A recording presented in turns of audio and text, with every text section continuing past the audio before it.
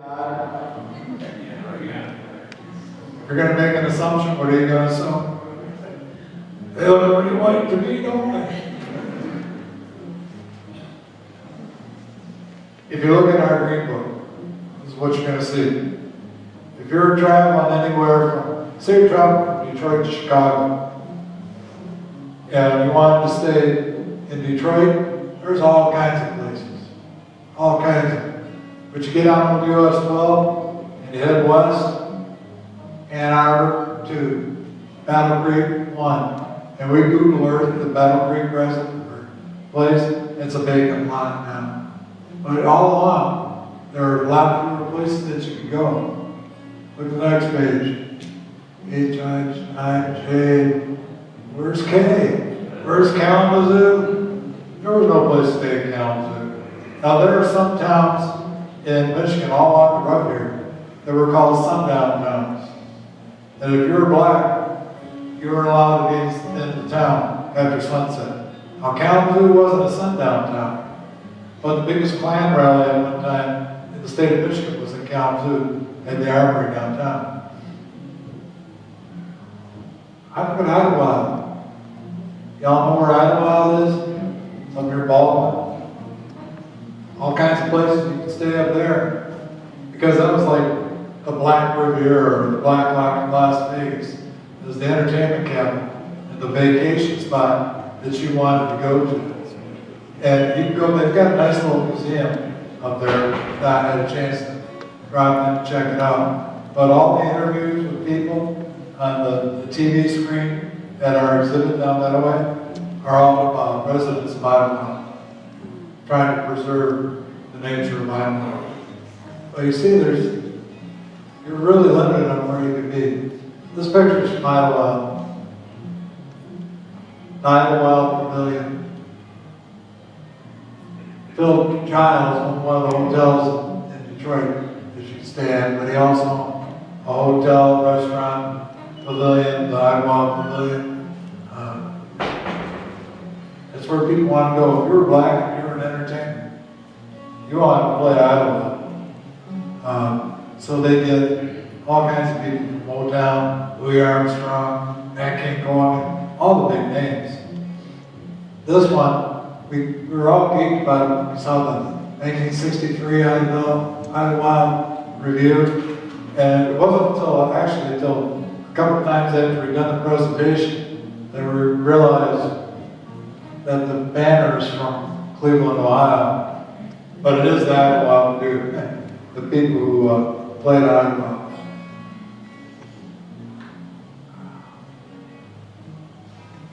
Families can enjoy black-only resorts in Michigan and other states. Dancing, beach, don't have to worry about being roused by the police. Blacks can move north for good jobs to escape segregation. Now the first part of the Great Migration starts in the Civil War. And World War I. And at the end of World War I, there were probably maybe 1,500 blacks living in Detroit. And in World War II, that number just skyrocketed.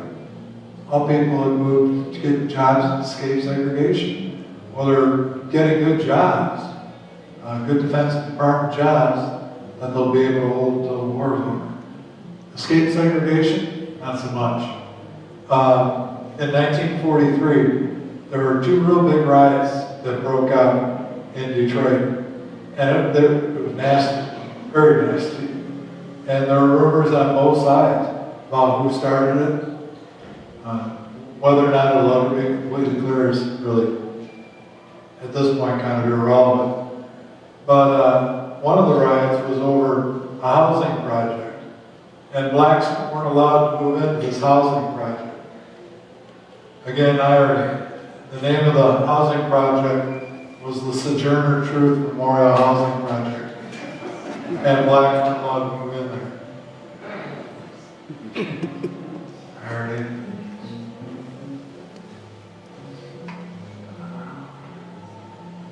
Love this picture. And we always argue, and I'm sure Fred's right and I'm wrong because I'm John. And about what kind of car it is. I say it's a Lincoln, he says it's a Packard, I'm not real sure. Oh, But there are a lot of Packards out there, yeah. Well, the thing is, I like the picture just because the grin on this guy's face.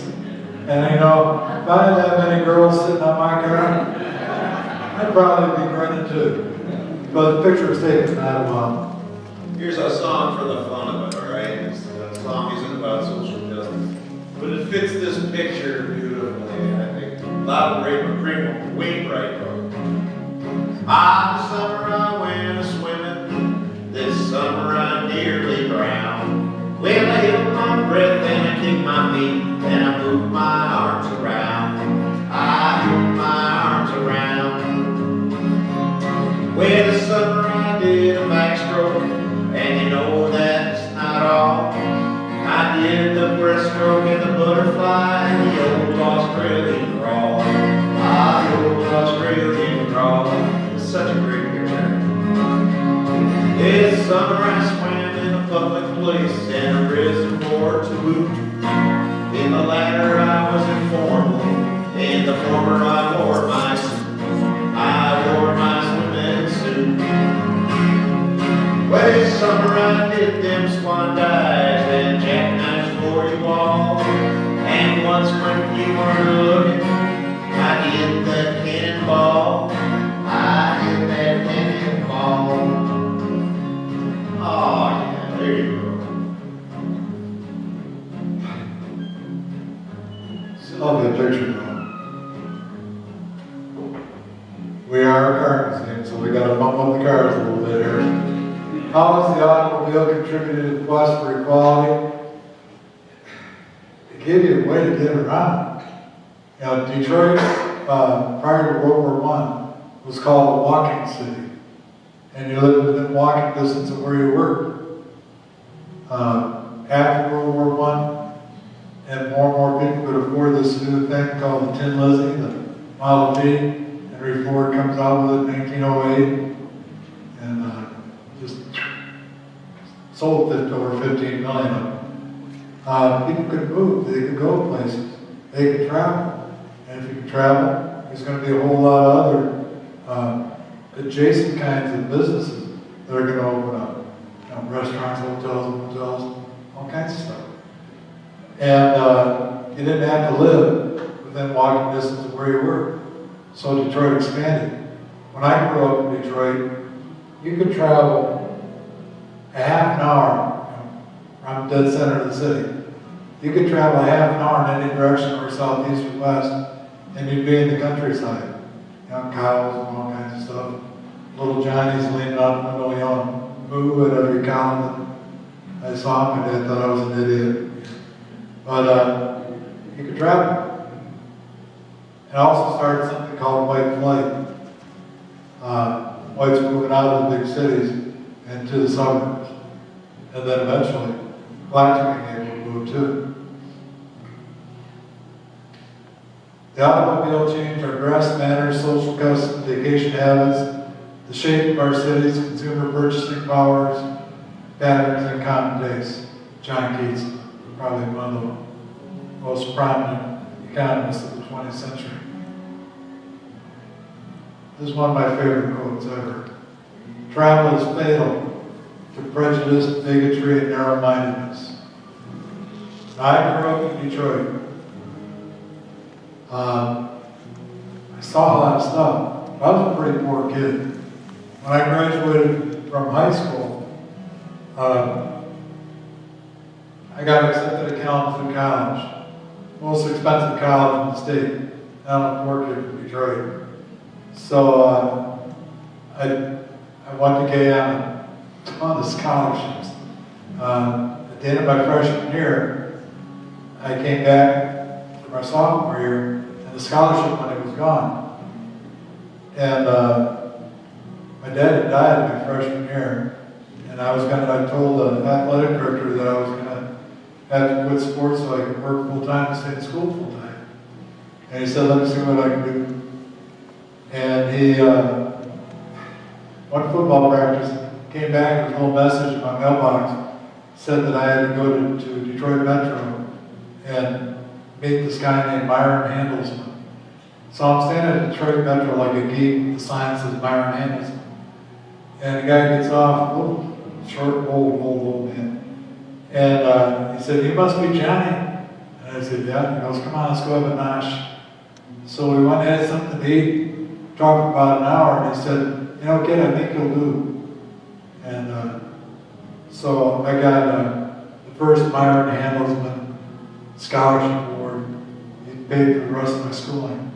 So here I was, a good Catholic boy, going to a Baptist college, paid for by a Jewish guy from upstate New York. Only in America. But I was able to travel on a foreign study through K. And that was one of the main attractions for me to go to K. Because I knew that alternatively, the only foreign land that I was likely to see was Vietnam. So I traveled all around Europe, both sides of the Iron Curtain, all around North Africa. And the more I traveled, the more I realized something that I already knew. That people are pretty much people. And maybe different colors, different religions, different ways of life, or whatever. Same basic needs, wants, and desires. You all recognize the picture. And you all recognize where he gave it in front of Lincoln Memorial. And you probably remember at least the first few words of the speech. What was it? I have a dream. On the 50th anniversary of the speech, CNN sent out to every U.S. history teacher in the country a CD of the whole speech. And really, the speech starts out, it's a snoozer. And Dr. King is not known for giving snoozing kind of speeches. There's a woman standing behind her named Mahalia Jackson. And she says, preach to him, Brother Martin. And it's kind of cool because you see it on the CD. He takes his portfolio and he closes it. And he starts with the I have a dream part. And that's what everybody remembers. What people don't remember, don't realize, that's not the first time he gave a speech. First time he gave a speech was Detroit, Michigan. And I was there. 13-year-old kid. Pretty big impact. Kind of 13-year-old kid. Got to shake his hand. Brushed with greatness. But if you Google, I have a dream, Detroit, you can look at the two speeches. And you can compare them. They're almost exactly identical. But I went to the speech with John and Janelle, my sister, at Bethel Baptist Church. The minister is a guy named Joe Franklin. I think Joe was his first name. Reverend Franklin, anyway. His daughter was the lead singer for the choir. Her name was Aretha. And then we participated in the march down Woodward Avenue to Cocoa Hall. Pretty cool. That's our story. We're still Keep that picture up there, Dan. Leave that one. This brings us to another 12-string superstar, Pete Seeger. And at that rally, this song was sung, and Pete and some collaborators composed the song. It goes like this. We shall overcome. We shall overcome. We shall overcome someday. Oh, deep in my heart, I believe we shall overcome someday. This is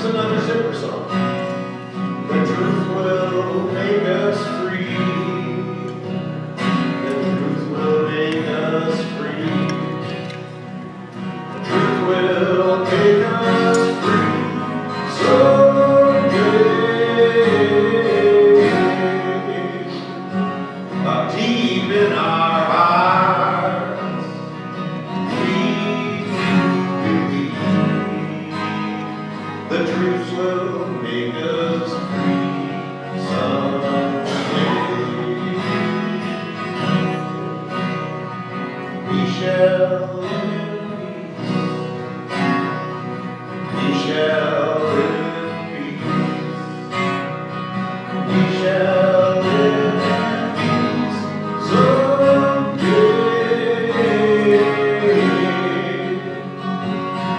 Ah, deep in our hearts, we believe we shall live someday. There are many more verses, but that gives you the idea. Great song. Thank you for coming.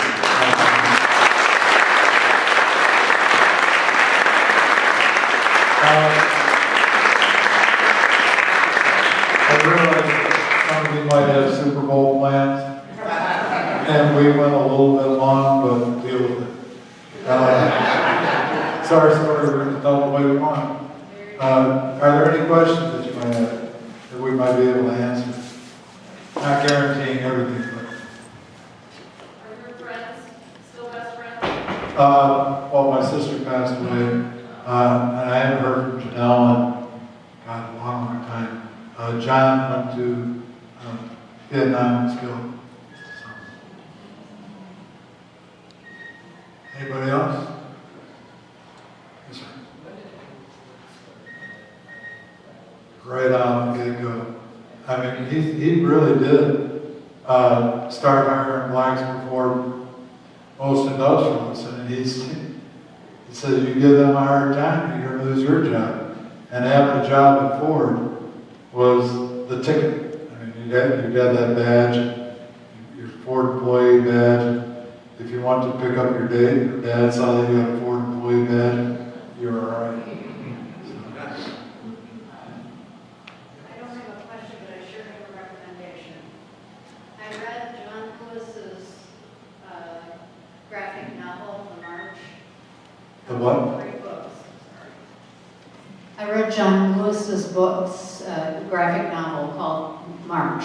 And it's done in 3 books. Real fast read because it's a graphic novel. Absolutely opened my eyes. I mean, I was a child in the 50s, the 60s, the 70s, and so on. And I didn't know even a smidgen of what was going on. Well, you know, it really depended on where you grew up. You know, where I grew up, it was definitely not a white bread community until I was 12. But when I moved from West Grand to Southfield Expressway, 5 Mile, Grand River, boy, what a difference. And you know, I had been introduced at a young age. And so I really, you know, I'm not going to be so blind to say, you know, I don't see color. Of course you do. But it's the impact that it has on me. So, you know, I grew up in, like I said, interesting times. So, anything else? Comments, suggestions, questions? We're out of here, my big Thanks, everybody.